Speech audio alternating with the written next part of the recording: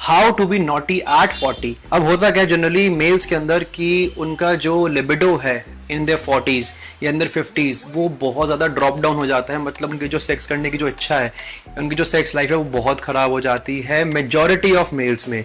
अभी क्यों होता है? बिकॉज देखो आफ्टर 30s आपको जो टेस्टोस्टेरोन है, जो आपका प्राइमरी हार्मोन है, वो एवरी ईयर 1% तक ड्रॉप हो सकता है या होता ही है।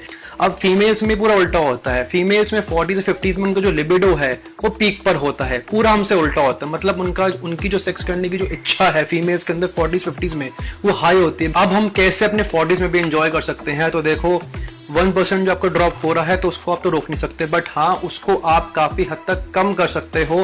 पहली बात तो ये, अगर आपको कोई अंडरलाइंग डिजीज है लाइक स्लीप एपनिया है या ब्लड प्रेशर है या डायबिटीज है, कोलेस्ट्रॉल है, कुछ भी है, आपको पहले उससे बचना है। अगर आपको नहीं है तो आपको अपने स्ट्रेस कम करना है, आपको अपना लाइफस्टाइल अच्छे से रखना है, आपको अपने न्यूट्रिशन पे, अपने वर्कआउट पे पूरी तरह ध्यान देना है ताकि आपका जो 1% तक ड्रॉप हो रहा है ये कम से कम हो। बिकॉज अगर आपको कोई डिजीज है अंडरलाइंग तो ये आपका 1% जो है ये 2-3% तक बढ़ सकता है। मतलब कि अगर आप आफ्टर 30s 10 साल अगर आप अपने 40s में आ गए तो 10 साल में आपका 20% तक टेस्टोस्टेरोन ड्रॉप हो सकता है अगर आपने अपने ऊपर ध्यान नहीं दिया तो मेक श्योर अगर आप अपने 30s में हो तो अभी से अपने ऊपर ध्यान दो, अपना वर्कआउट ठीक करो, अपना न्यूट्रिशन ठीक करो, अपना स्ट्रेस कम से कम रखो, अपनी proper sleep low, so that आप अपने 40s या 50s में भी एंजॉय कर सको।